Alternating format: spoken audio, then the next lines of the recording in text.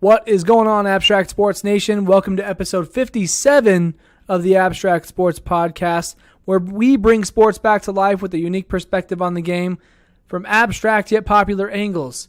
Today we got some pretty heavy topics coming to you. We're talking about some domestic abuse cases going on with, that are connected to the NCAA, talking about how WNBA players are treated unfairly, and some announcements from the NFL and the NBA in terms of schedule and stuff like that. So without further ado, let's go ahead and get this episode underway. Episode 57 of the Abstract Sports Podcast, and let's go.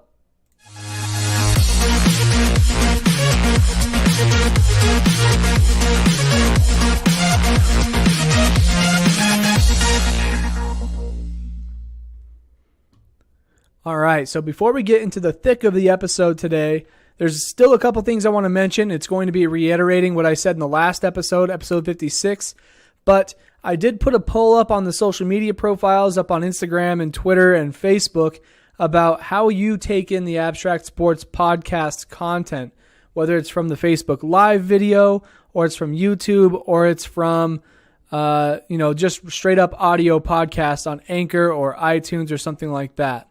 And I'll tell you right now, the predominant result up to this point has been Facebook Live, which I find really interesting because there's a few loyal watchers, a few loyal viewers, but we don't get a lot of viewers and stuff on Facebook Live. So it's nice to hear from people though, and telling me how they like to take in this content. It still helps me to make sure I'm spreading this podcast to all the different outlets, because I do take it from the live show to YouTube and then to Anchor. I mean, the reason I bring up that poll is because there are so many different ways I can do things, and if I can streamline it to one or two things rather than all three, then it can be a time saver for me. But I mean, in a very minimal way. I just want to get the podcast to you guys the way you like to take it in as my viewers and listeners and stuff like that.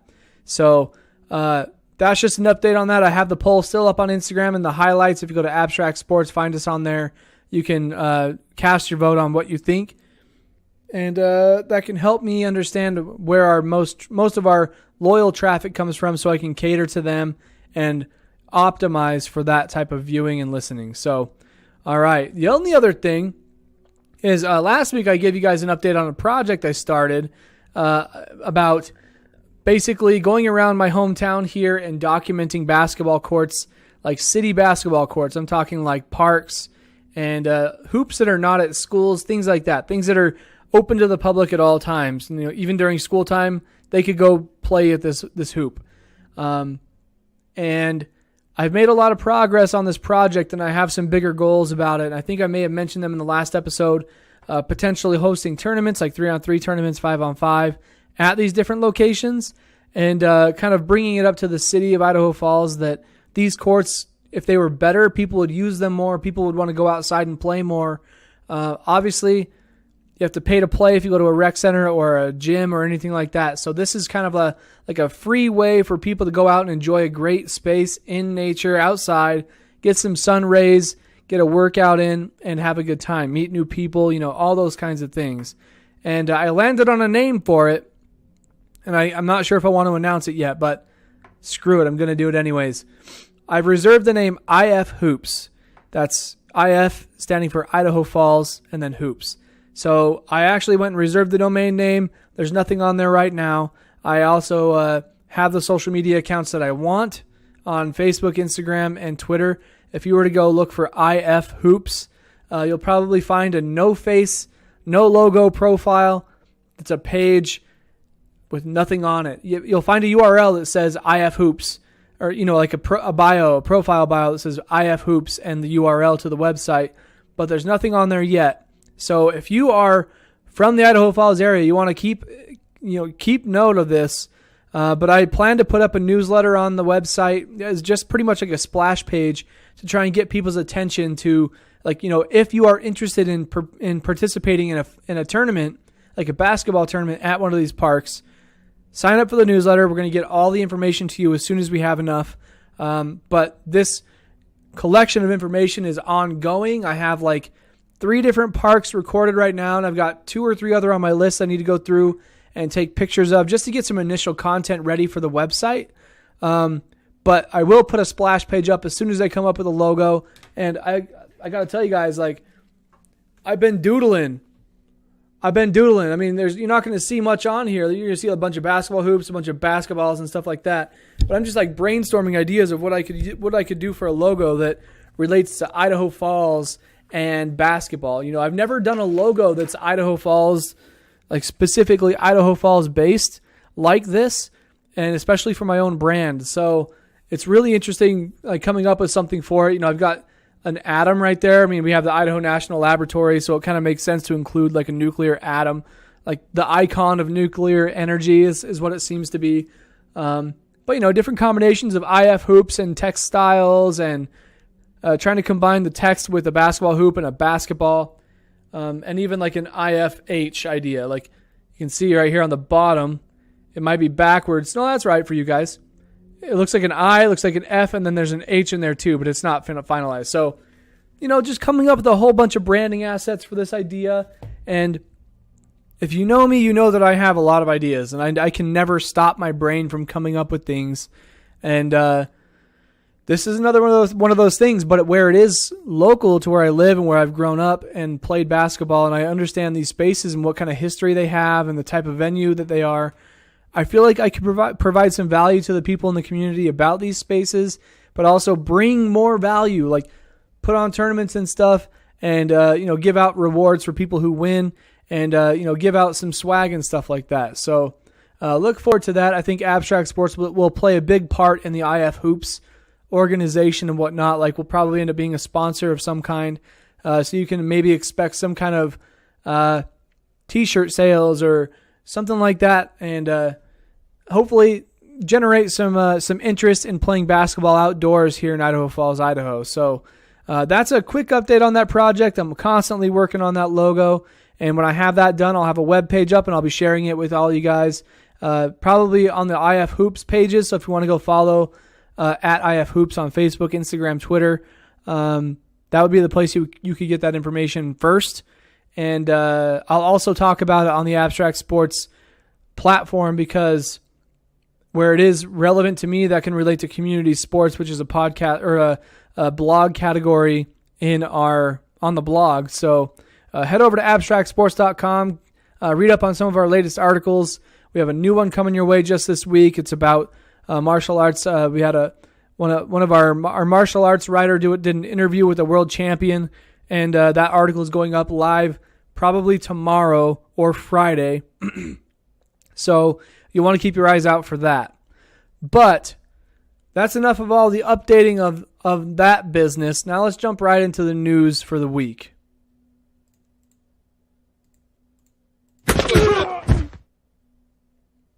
So we're going to talk about some football first, as you can tell. First off, I want to highlight the NFL preseason schedule for this week. So let me pull up that tab here really quickly. The game they have highlighted right now as like the game of the week, or no, I guess that's the next game. But the first game starting tomorrow at 7 p.m. Eastern time is the Browns at Giants. And the Browns, I don't know if they're playing Baker Mayfield yet, but that's kind of like, that's a pretty interesting game to watch if he is going to be playing and getting some reps in the preseason. That's the first game starting off pretty much. Let's see, there's like six games starting at 7 p.m. Eastern time. 2 start at 7:30, 1 at 8, 1 at 8:30, and then 2 at 10 p.m. Eastern time. Then on Friday, we got 2 games, 1 at 7:30, 1 at 10:30 Eastern time. And the Saturday games would be 9 p.m. and 9 p.m. and 10 p.m. Eastern time. Some highlights to watch out for. I mean, it's preseason. Who cares? But one question that one of my friends asked me that I thought was really interesting was, Kyle, who are you rooting for this year? Like, what team you were rooting for? And I was thinking about it. I'm like, man, I don't know. I mean, like, I'm a Titans. I like to root for the Titans because it's my brother's team, and I don't really have an NFL team. So usually I say the Titans. But this year I was thinking, like, you know what? Cam Newton's a good guy. He does a lot for the kids. He lifts them up whenever he can, and I appreciate that about him. While he may not be the tenacious athlete that he was when he made it to the Super Bowl with that team a couple years back when Peyton Manning whooped him with the Broncos, I still think Cam Newton is a damn good dude, and I will root for him any day. But that's another reason why I like the Titans. Marcus Mariota is also a good guy. So those are kind of my teams I'm watching out for. But I do expect more. My friend Jacob, he's shooting for the 49ers this year. They got Jimmy Garoppolo starting for them, and they could be a force to be messed with. But I mean, there are so many other teams out there that it's hard to tell. That's what sports are all about, man. You feel like every team should have a chance, and they do until the season gets underway and you find out what really is happening. So that's your schedule for the week in preseason football. Not a lot of NFL news and information. All I know is that I have 2 different drafts coming up soon. I've got a paid PPR league that drafting on August 24th. And I'll be, we're doing like a draft party for that. I doubt that I will stream that or anything like that, but I will talk about the results and how I'm feeling about my lineups when I have them picked. But I do have another draft even after that, actually, on the 5th. Next month. So the 5th is a Wednesday, so 4 weeks from now we'll be drafting, and we're doing that at like 6 p.m. Pacific time, so that'll be about 7 p.m. my time, which is right at when the podcast is happening. So I'll be canceling the podcast on September 5th. So I don't know if you guys keep track of when this podcast happens, but if you do, mark your calendars. The 5th of September, it's not going to be happening. So, by the way, if I didn't mention this before when the show started, my show got started funny in Facebook. I don't know what happened, but I'm not seeing any comments right now. I'm refreshing the page periodically to make sure there's nobody commenting so I can reply and whatnot. But it gave me a black screen, and I don't know what happened. So I had to go and find a different view of how to watch the podcast while I stream it. So just know that if you're commenting, I'm really sorry. I'm having a little bit of technical difficulties thanks to Facebook. It's not on me, man. It's all Facebook. Okay, so that does it for the NFL. Now let's move on to this other discussion that's been blowing up the radio waves and the TV waves and whatever waves you have relating to sports. And when these types of topics come out, they do engulf the news segments, and it makes sense because it's very important to talk about. So this one I'm talking about is Urban Meyer is under fire. And I didn't know what was going on until I heard on the radio one morning that all these different news stories had broke and he was in trouble. And, Urban Meyer is one of those big name coaches in college football, like a legend, a walking legend. Coach for Ohio State. Let's go check his Wikipedia out. This dude's got some crazy history. So let's see. The sport he deals with is football. Head coach of the Ohio State Buckeyes in the Big Ten, which is, the Big Ten, has a record of 73-8. Okay, pretty darn good for being in the Big Ten. He was born in 1964. Nobody cares. He went to University of Cincinnati, got a BA there, and then went to Ohio State for a master's, and now he is coaching there. So he played defensive back in football for Cincinnati. I'm guessing that's college? Yeah, that had to be college. He was 20 years old. But anyway, let's see. Coaching career. Head coach unless noted. So he was head coach at St. Xavier High School, Ohio State in 86-87, and that's in Georgia. And then you've got Illinois State in 88, Illinois State in 89.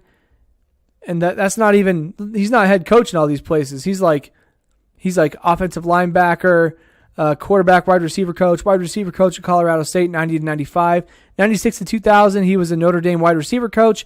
And then Bowling Green, 2001, 2002. Wait a minute. No, that's right. Yeah, sorry. I was just thinking the Vandals played the Bowling Green in a big bowl game once when I was going to school there, but I was not there in 01, 02. I was 11 or 12 years old. Head coach for Bowling Green in 01, 02. Head coach for Utah in 03, 04. And then head coach for Florida from 05 to 2010 and Ohio State from 2012 to present. And I don't know if his record of 73-8 spans across his entire career or if 73-8 is with him being at Ohio State. I mean, that makes more sense because like they play what? Like, I don't know how many games a year, 15 times 6. That's I don't know. It's close. But anyway, he has a really good record. Okay, here we go. Head coaching record of 177-31. Bowl games, he's 11-3. This dude, 3-time national champ in 06, 08, 2014 with the Ohio State Buckeyes. 2-time champs with the MWC. Who is that? The Mountain West Conference, so conference championship. 2 of the SEC, 3 of the SEC Eastern Division, 2 Big Ten, 2 Big Ten Leaders Division, and 4 Big Ten East Division. This dude, he's a proven college football coach. What's going on, Steven? Welcome to the podcast, bruh. Talking about some things I don't know all that much about, so beware. But we're talking about Urban Meyer and the debacle that he is involved with right now. So that's kind of his background. He's a very successful coach at one of the most successful football programs in the country, which has a lot of people defending him in a situation where maybe they should take it easy. But let me just break this news to you. So this is a quote from USA Today. Came out a little while. This news broke earlier this week and maybe even this weekend. But quote from USA Today. Ohio State is in the process of determining whether Urban Meyer met the school's reporting requirements after learning in 2015 about more domestic violence allegations against then-assistant Zach Smith. Regardless of what the school finds, however, it's clear Meyer fell short of the moral high ground he likes to claim. So in essence, he claims to have followed protocol, but he didn't do what is morally right for humanity. And that's why he is under fire right now. So there are probably some old statutes in place at the University of Ohio, at Ohio State University, that say that, if you hear about these things, you report them in certain circumstances. And in his circumstance, he claims that he followed protocol and he did what he was supposed to, didn't mention anything. And this is a program that was extremely successful at the time in 2015. 2015, when did he win championships? They won in 2014. So the following year, there were these allegations and reports that he did not turn in to the authorities, and he's being looked at as this bad dude, and he should be outed as the head coach, or something beyond that. But it's a really interesting dilemma because there's a lot of dynamics going on here. So he's a head coach of a great football program that has a ton of fans that follow religiously. They religiously follow this team. Football is everything to Ohio State. And so they want to defend their coach because they don't think he did anything wrong by following the protocol. But that is a lot of people also having terrible morals and saying that he should have said something if he saw something or knew something. So it's almost like in passing they are agreeing with turning a blind eye to a situation when somebody got hurt in this situation. And from what I heard from this scenario that went down with this then assistant Zach Smith for the Ohio State Buckeyes, this guy apparently grabbed his wife by the throat and threw her into a wall. Okay. And Ohio State has all these fans saying that free Urban Meyer should be fine, all this stuff, supporting him in his stance. And I know that he came out by himself and made a statement. He didn't do it through any big name, not through ESPN, no big thing. They covered it, but he came out with his own statement, and he basically said that he felt like he did the right thing. And it just blows my mind that that many people are just like, guys, they're following the innocent until proven guilty situation, but where he's lumped into this situation in the first place, and it's such a sensitive topic, maybe you should hold back a little bit. Just Ohio fan base needs to just chill for a bit and see what happens. If he turns out to be even in a even worse situation than people think he is, heck, maybe he exacerbated this situation. Like maybe he's got, I don't know, domestic abuse claims on him that we don't know about yet, but might come out in the pictures and in the violence and all this stuff. You never know. But you have all these people supporting him at a time when you don't know how bad this dude is. Like, it's Urban Meyer. Sure, he's a respectable guy in the football world. But nobody knows what happens behind closed doors with these guys. You know, they go home, they do their thing. And obviously, Zach Smith and his wife are separate from Urban Meyer and his life. But what if you're supporting a guy and turning a blind eye to a domestic abuse case like this in a bigger way than it seems? You know what I mean? So, very, very interesting topic. I don't know what to even think about it. I think obviously you gotta treat it right. I know that Ohio State's they're taking 14 days to investigate the situation. They said they'd come to a conclusion within 14 days, so we can look forward to what they determine in that process. And you know, being Ohio State people who are investigating this case, I know that they brought on outside sources so they make sure there's no like tampering and like, you know, trying to save their head coach because he's their head coach. They're bringing outside people in from the Carolina Panthers to help out. I think they had a similar situation over there, so they're bringing an experienced professional to basically uproot all the slantedness in the Ohio State program, if there is any, and pursue things accordingly. So, I mean, I have no feelings towards Urban Meyer. I'm not a huge college football fan, but if he did turn a blind eye, I think he deserves some kind of punishment. People are thinking like maybe a suspension, but at the worst, you know, he could get fired. But then people are also talking about how maybe the president of the university should get fired, or like the president of the athletic program. But on Sarah Spain and Jason Fitz, they made some really good points on ESPN Radio where they were talking about how, and maybe it was the show following theirs on weekdays, but they made a point that kind of rung with me, and it was like, Urban Meyer he has the most power at that school. The president of the university has less publicity and less influence over their following. Like the president doesn't have nearly the following as Urban Meyer does. So Urban Meyer technically has the power in this situation. And so people are trying to cater to him to try to keep him around. And I think that's terrible. They should obviously do this investigation thoroughly. And I think having outside sources there is going to help in a very big way.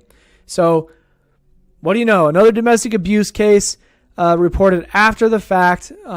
Obviously better late than never, I think, in these situations.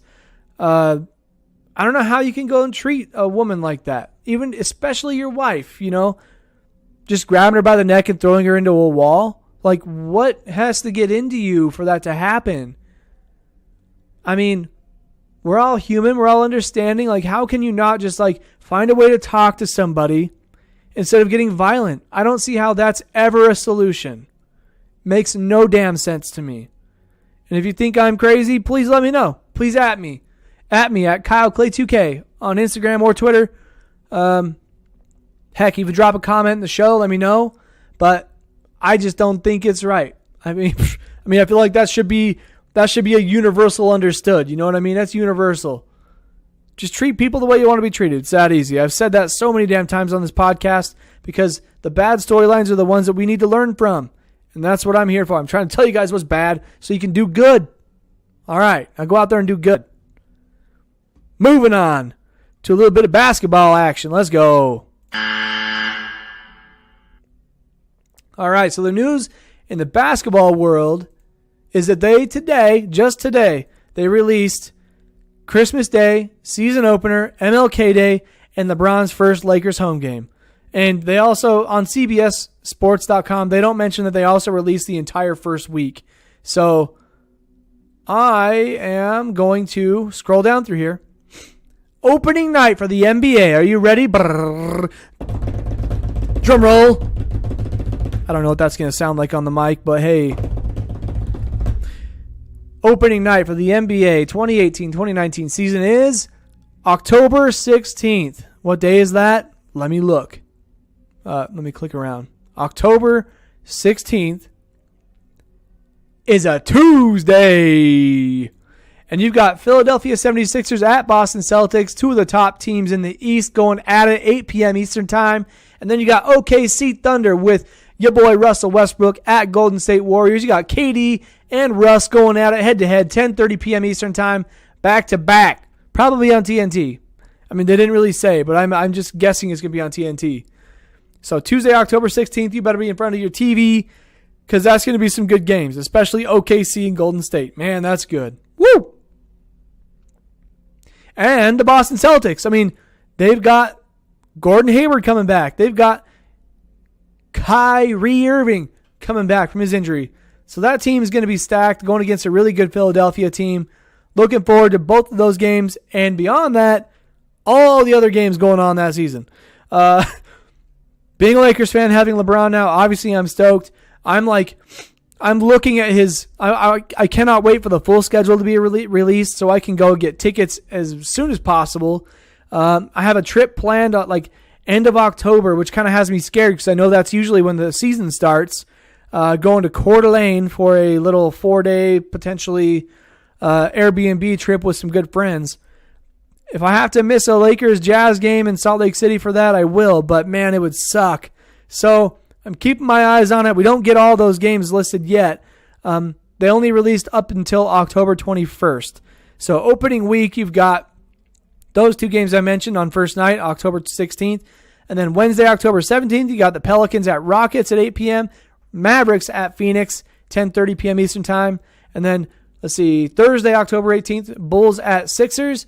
And then here's the thing. LeBron for the first time with the Lakers is happening Friday, October 18th against the Trailblazers in Portland, 10:30 p.m. Eastern time. Let me double check that. October 18th. Yeah, that's a Thursday, my bad. So Thursday, October 18th, you got LeBron and the Lakers with Zoe and B.I. and all those guys taking on the Trailblazers.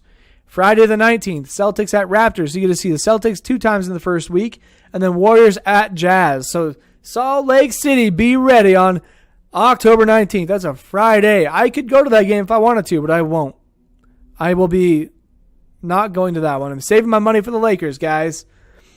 And then you get to see the Raptors at Wizards. So Raptors twice in the first week.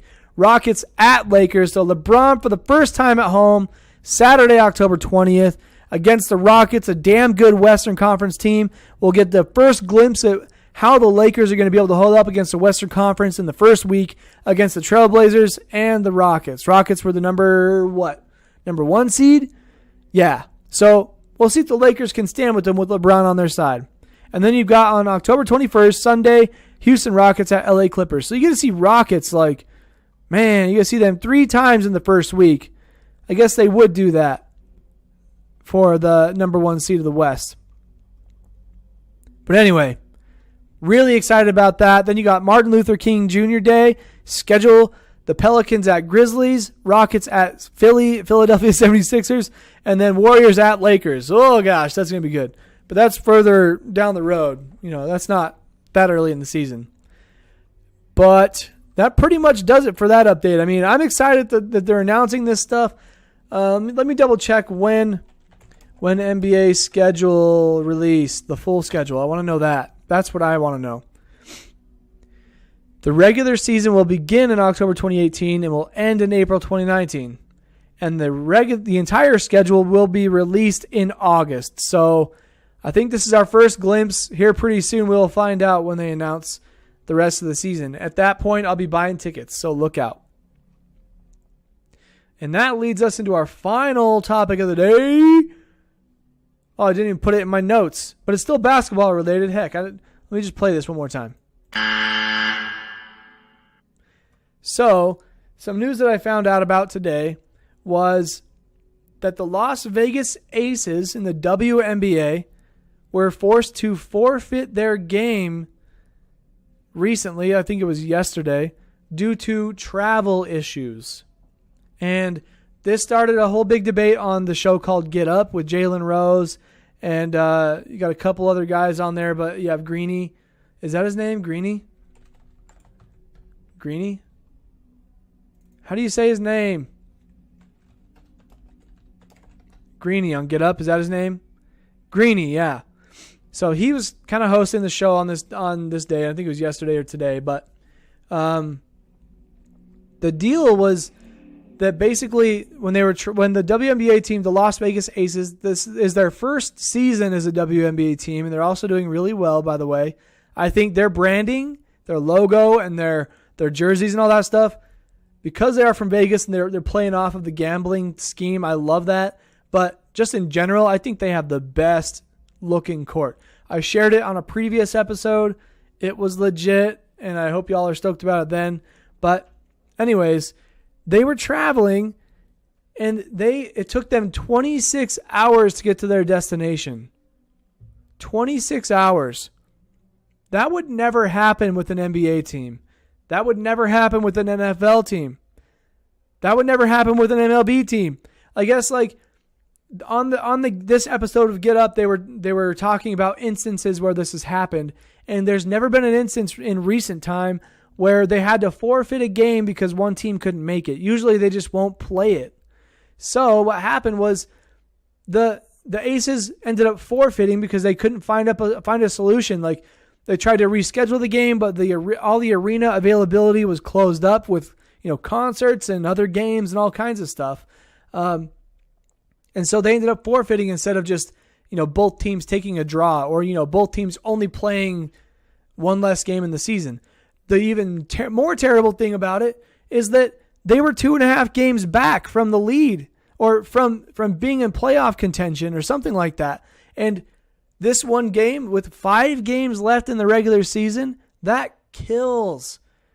That hurts a lot.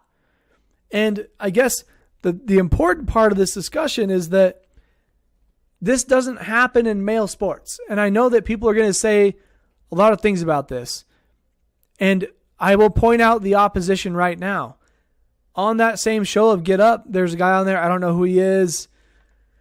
I need to get a cable, really, so I can follow these things and DVR this stuff, but whatever. But he basically was like being the devil's advocate and saying that WNBA games don't get the notoriety that they feel they deserve just because people aren't watching. They aren't going to games. And where do players get their income from?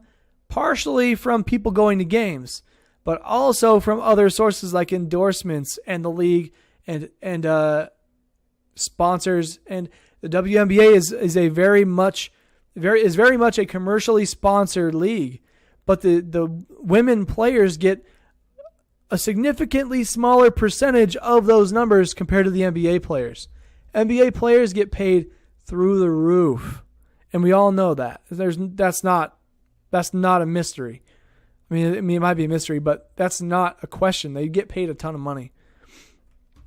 And so Jalen Rose brought up this discussion that's a little bit bigger than it just being a travel problem. He said, he's like, these women get treated so unfairly. They get treated like second-class citizens to the NBA teams, meaning that the numbers that the NBA teams and the treatment that they get with the private jets and all that kind of stuff, and their owners having so much more money, the WNBA teams get the shaft, really, is what he's saying. And I don't think he's wrong, but I do think the other guy, the naysayer, the devil's advocate guy, has some points too, that they just don't put butts in the seats. And the NBA players have done some stuff to try and get people to go. Like, they'll buy chunks of tickets on their own dime and then give them out for free to people so that they can go and appreciate great fundamental basketball. And the way that Jalen Rose puts it is, if you want a league to be successful, you have to invest in it in all areas that you can. And I think paying your players more is one way to do it. It'll make them want to stay there longer, and you won't have so much overturn, So another very interesting topic that just doesn't happen. Teams do not forfeit games anymore. Travel is so much better.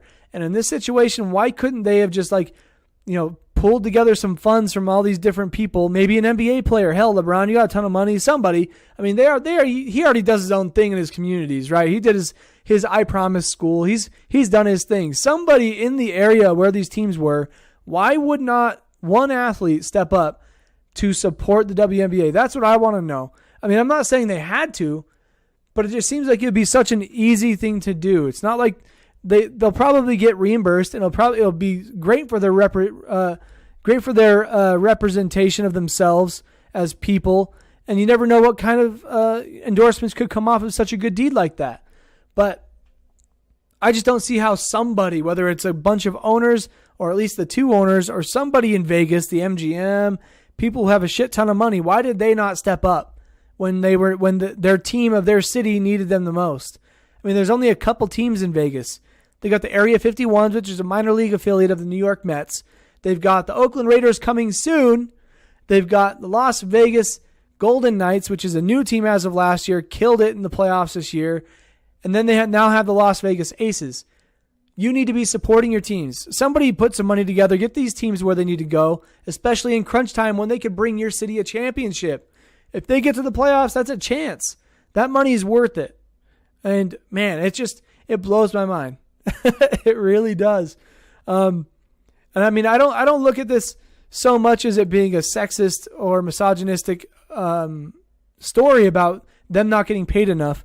I see it as being like, how could they not figure that out to get there on time? Like, it should have been planned in advance, but probably there, you never know what happens with travel. I got delayed on a flight for 2 hours and it felt like no time at all because I don't fly that often, but I got delayed for 2 hours because there was a storm that was coming in our trajectory, like where we were going to take off.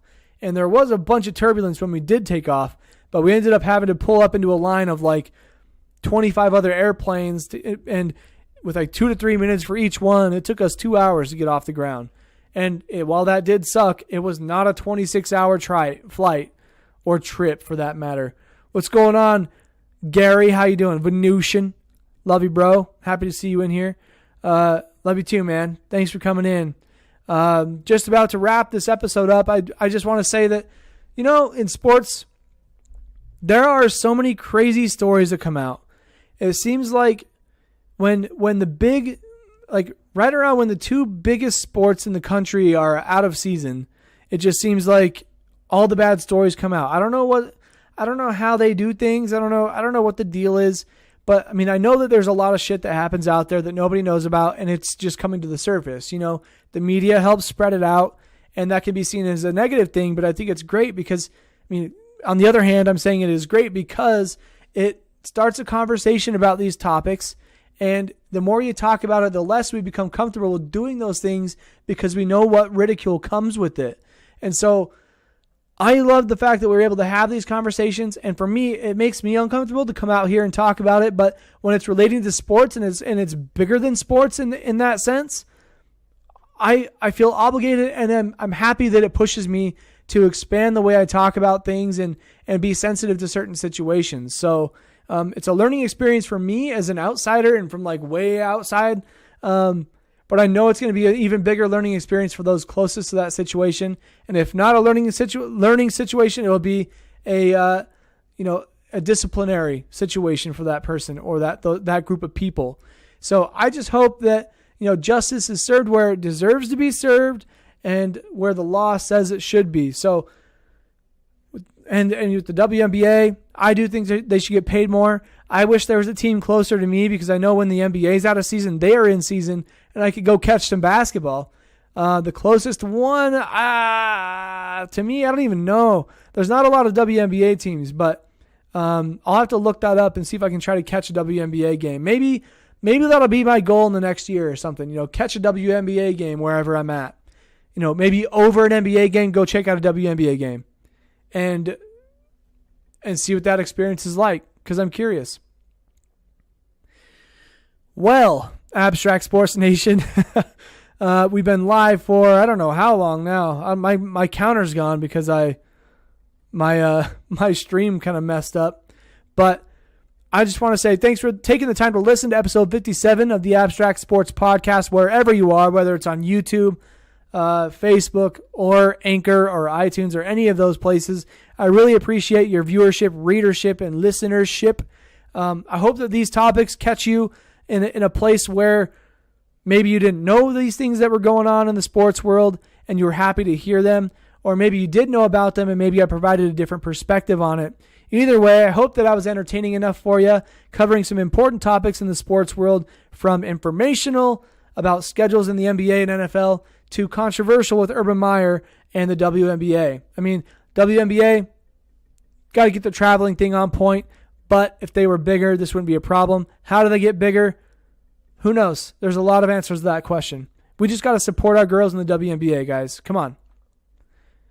But if you're not already following or listening to this podcast and you just heard this somehow, you want to go follow and subscribe on all of our socials. You can find us on YouTube, Instagram, Facebook, Twitter. Just look for at Abstract Sports and you'll be able to find us. Go through all of our history of our podcast and listen and let us know what you think about them. I mean, we've been out there for about a year. Over a year now. And I've been loving doing it. So please give us a follow on those outlets. If you want to get involved with the blog or you want to start your own podcast, just reach out to me. You can email me at hello@abstractsports.com. And I will get back to you as soon as I can about how to set you up with that, what you want to do, what your plan is. And I can even help brand your channel for you if you'd like. Help you make a logo, come up with content ideas.